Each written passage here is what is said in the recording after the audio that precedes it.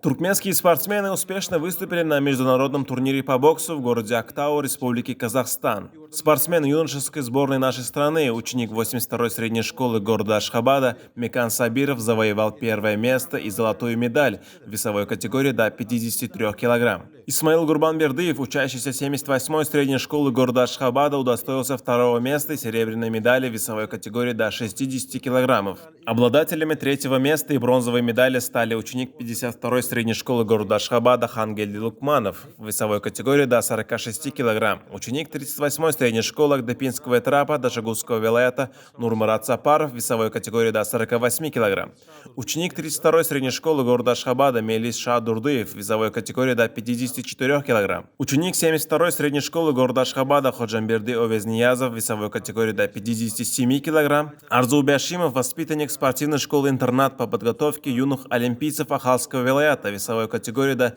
67 килограмм, и учащийся столичной школы подготовки юных олимпийцев Мустафа Мухаммед Дурдыев в весовой категории до 92 килограмм.